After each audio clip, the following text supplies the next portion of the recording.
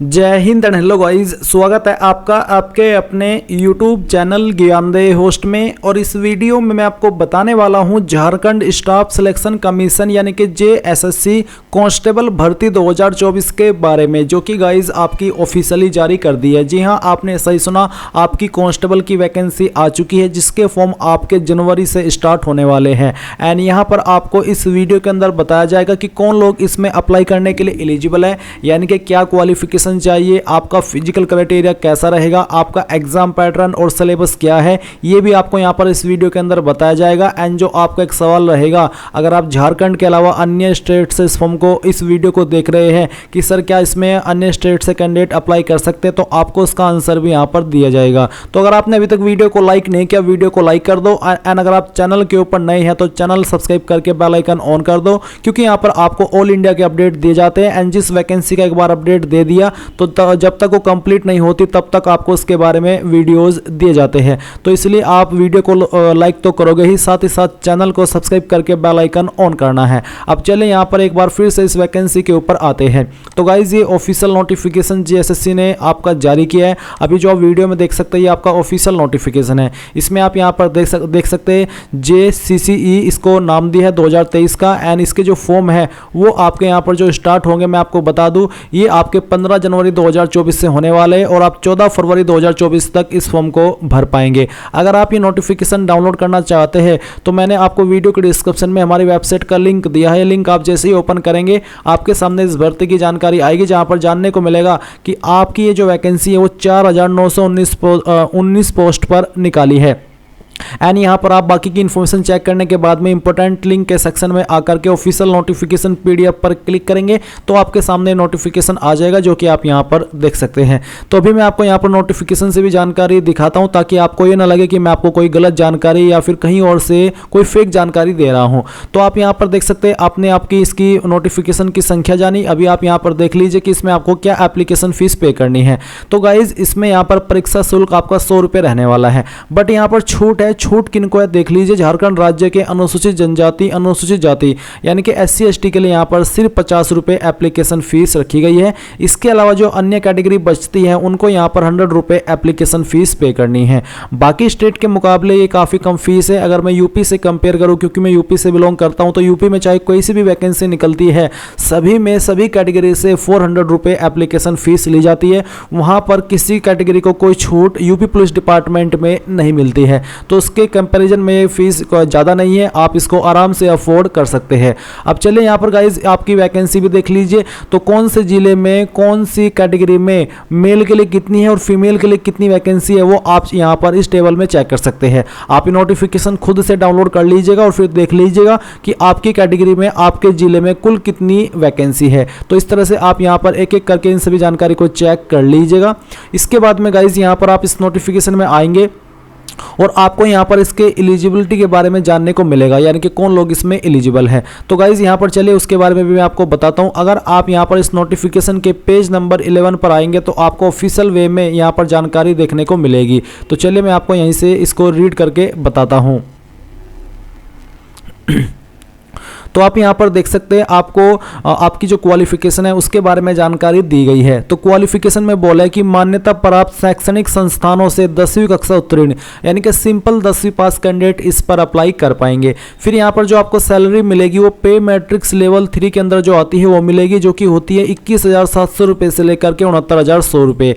And in hand salary आपकी लगभग 25 से 30,000 रुपये रहने वाली है। फिर यहाँ पर पदनाम एवं वर्गीकरण, तो आपको गृह कारा एवं आपदा प्रबंधन विभाग के अंतर्गत जिला इकाई के आरक्षी संवर्ग के अंतर्गत आरक्षी समूह गया राजपत्रित, यानी कि यहाँ पर आपकी पोस्टिंग की जाएगी, ये आपको डिपार्टमेंट मिलने वाला है। इसके बाद गाइज यहाँ पर एक सवाल जिसका आंसर मैंने अभी तक नहीं किया है कि क्या इसमें अन्य स्टेट के कैंडिडेट अप्लाई कर पाएंगे। तो मैं आपको बता दूं कि इसमें अन्य स्टेट के कैंडिडेट एक ही कंडीशन पर अप्लाई कर सकते हैं, जब जो उनकी 10वीं है वो उन्होंने झारखंड स्थित जो स्कूल कॉलेज है वहाँ से की हो। अगर आपने झारखंड बोर्ड से भी किया तब भी आप इसमें अन्य स्टेट से अप्लाई कर सकते हैं।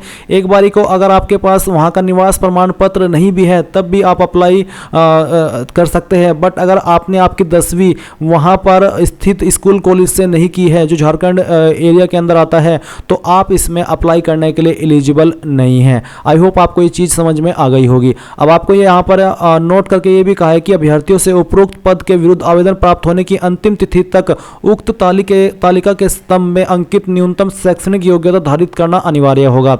यानी कि जो आपकी 10th की क्वालिफिकेशन मांगी है और जो इस फॉर्म को भरने की लास्ट डेट है, उस लास्ट डेट तक आपकी जो क्वालिफिकेशन वो कंप्लीट हो जानी चाहिए। जिसकी इसके बाद में होगी वो एलिजिबल नहीं हो पाएगा अप्लाई करने के लिए। अब गाइज यहाँ पर जो आपका शारीरिक माप है वो भी आप यहाँ पर देख लीजिए कि कौन सी कैटेगरी के लिए कितनी यहाँ पर हाइट रखी गई है। ये हिंदी में है, आप यहाँ पर अनारक्षित वर्ग के देख सकते हैं। मैं आपको यहाँ पर थोड़ा इंग्लिश में बताता हूँ और शॉर्ट में बताता हूँ। जैसे कि अगर आपकी कैटेगरी जनरल है तो हाइट आपकी 160 सेंटीमीटर कम से कम होनी चाहिए। चेस्ट आपकी 81 बिना फुलाई होनी चाहिए, फुला करके 5 सेंटीमीटर का फुला उसमें आना चाहिए। फिर ओबीसी के लिए भी सेम हाइट रखी गई है। SC ST के लिए यहाँ पर 155 सेंटीमीटर हाइट रखी गई है और चेस्ट यहाँ पर 79 सेंटीमीटर रखी गई है। फीमेल के लिए हाइट यहाँ पर 148 सेंटीमीटर कम से कम, और इसमें यहाँ पर कैटेगरी वाइज कोई छूट नहीं है। इसके अलावा यहाँ पर चेस्ट जो है फीमेल कैंडिडेट से चेस्ट का माप बेसिकली नहीं लिया जाएगा। सेम जानकारी आप यहाँ पर ऑफिशियल नोटिफिकेशन में देख सकते हैं कि न्यूनतम 148 एंड माप नहीं किया जाएगा, यानी कि चेस्ट का माप नहीं लिया जाएगा फीमेल कैंडिडेट से। इसके बाद में यहाँ पर गाइज आप थोड़ा सा नीचे आएंगे तो आपकी जो एज लिमिट है वो भी चेक करेंगे। एज लिमिट यहाँ पर मिनिमम 18 साल है और मैक्सिमम यहाँ पर 25 साल है जनरल कैटेगरी कैंडिडेट के लिए। बाकी जो अन्य पिछड़ा वर्ग से हैं उनके लिए यहाँ पर 27 साल है, और इसके अलावा जो पिछड़ा वर्ग है अनुसूचित 2 पुरुष, इनके लिए भी 27 साल रखी गई है। फिर यहाँ पर अनुसूचित फर्स्ट एवं पिछड़ा वर्ग अनुसूचित 2 इसके लिए 28 साल maximum age limit. Basically OBC को 3 साल की छूट मिलेगी एज के अंदर, और ओबीसी को 3 साल की और SC ST को 5 साल की एज के अंदर छूट मिलेगी। इसके बाद गाइज यहाँ पर जो आपका इसमें फिजिकल है उसमें कुछ और चीज़ें बाकी है, क्या है वो आप देख लीजिए। इसमें आपकी रेस भी होगी, दौड़ होगी, जिसको आप ये कह सकते हैं कि ये चलना ही है, कोई रेस नहीं है, क्योंकि आपको 10 किलोमीटर के लिए 60 मिनट का समय मिलेगा। तो 60 मिनट में आराम से आप अगर थोड़ा लपक करके चलेंगे तो आप यहाँ पर 10 किलोमीटर 1 घंटे के अंदर कवर कर लेंगे। इतनी हार्ड आपको प्रिपरेशन करने की आवश्यकता नहीं है, बट ऐसा भी नहीं है कि आप फर्स्ट टाइम में इसको कर लेंगे, उसके लिए आपको प्रिपरेशन करनी तो पड़ेगी। पर ये आप इसको मेन रेस नहीं कह सकते, क्योंकि नॉर्मली रेस जो होती है उसमें आपको 5 मिनट के अंदर 1600 मीटर पूरा करना होता है, जो कि आपका 1.5 किलोमीटर के आसपास रहता है। तो ऐसे में उसके कंपैरिजन में आपको इसमें चलना ही है, एंड ये आपको 60 मिनट के अंदर चलना होगा 10 किलोमीटर। फीमेल को यहाँ पर 5 किलोमीटर चलना होगा और इनको यहाँ पर 30 मिनट का समय, यानी कि इनके पास आधे घंटे का समय होगा। बेसिकली यहाँ पर फीमेल के लिए कोई छूट नहीं है। छूट अगर है तो यही है कि 5 किलोमीटर है, जैसा 5 है ऐसा ही इनको यहाँ पर आधे घंटे का समय मिला है, कोई एक्स्ट्रा मिनट नहीं मिली है। इसके बाद गाइज आप यहाँ पर नीचे ये देख लीजिए आपका रिटन एग्जाम का पैटर्न क्या रहेगा। मैं आपको बता दूं कि इसमें जो आपका सिलेक्शन का प्रोसेस रहेगा, पहले आपका फिजिकल एफिशिएंसी टेस्ट और पीएमटी होगा, यानी कि पीईटी और पीएमटी होगा, फिर मेडिकल होगा, और उसके बाद में सबसे बाद में आपका रिटन एग्जाम होगा। और ये जो आपका एग्जाम है कहाँ से आएगा आप देख लीजिए। लिखित परीक्षा में निम्नलिखित 2 पत्र होंगे। प्रत्येक पत्र की परीक्षा की अवधि 2 घंटे की होगी। दोनों ही पत्रों के प्रत्येक प्रश्न 3 अंक के होंगे। सही उत्तर के लिए 3 अंक प्रदान किए जाएंगे एवं प्रत्येक गलत उत्तर के लिए 1 अंक की कटौती की जाएगी, यानी कि इसके अंदर नेगेटिव मार्किंग भी रखी गई है। पत्र फर्स्ट जो है आपका वो क्षेत्रीय जनजातीय भाषा ज्ञान का रहेगा, और पत्र 2 आप यहां पर देख सकते हैं जो क्षेत्रीय जातीय भाषा ज्ञान है, इसमें आपका हिंदी, अंग्रेजी, संस्कृत, उर्दू, संथाली, बांग्ला ये सभी लैंग्वेज ऐड की गई है। इसमें कहा कि इस परीक्षा में संबंधित भाषा के 100 बहुविकल्पीय उत्तर आधारित प्रश्न पूछे जाएंगे। क्षेत्रीय जनजातीय भाषा का ज्ञान का पाठ्यक्रम परिशिष्ट ये आपका जो 13 यहाँ पर दिया गया, इसमें आपको दिया गया है। तो आप नोटिफिकेशन में आएंगे और आपको ये परिशिष्ट 13 देखना है। इसमें आपको इसके बारे में और भी डिटेल में जानकारी मिल जाएगी कि बेसिकली कहाँ से आपके क्वेश्चन कवर किए जाएंगे। जैसे कि यहाँ पर परिशिष्ट 2 है, मैं इसमें आपको एक बार दिखाई देता हूँ अगर आपको जानकारी समझने में प्रॉब्लम हो तो हम यहाँ पर थोड़ा सा और नीचे आते हैं, थोड़ा सा और नीचे आते हैं। इसके बाद में यहाँ पर हम 13 के ऊपर आते हैं। तो यह 13 ये है आपका सिलेबस जो यहाँ पर आपको दिया गया है। तो यहाँ से आपको और भी डिटेल में टॉपिक वाइज सिलेबस दिया गया है। आप यहाँ से सभी जानकारी पढ़ लीजिएगा कि कहाँ से कौन से क्वेश्चन आपके कवर किए जाएंगे। तो पूरी जानकारी आपने यहाँ पर सिलेबस तक की इस वीडियो के अंदर जान ली है टॉपिक वाइज। अगर अभी भी कोई सवाल, कोई डाउट रह गया है तो कमेंट के माध्यम से पूछ लीजिएगा। एंड अगर आपने अभी तक वीडियो को लाइक नहीं किया, वीडियो को लाइक कर दो एंड चैनल को सब्सक्राइब करके बेल आइकन ऑन कर लो।